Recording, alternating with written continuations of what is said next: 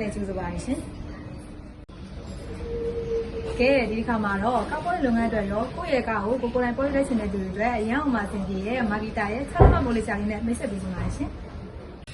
ပထမဆုံးအနေနဲ့ဒီဆယ်လေးရဲ့ဒီဇိုင်းကထိပ်ပိုင်းမှာလက်ကံကလေးပါတဲ့အတွက်ကြောင့်လူလူဘောပါကန်နေသုံးပြနိုင်ပါတယ်ရှင်နောက်တစ်ခုကတော့သူ့မှာ C125 ပါတဲ့အတွက်ကြောင့် level ကိုလိုလို adjust လုပ်ပြီးတော့သုံးပြနိုင်ပါတယ်ရှင်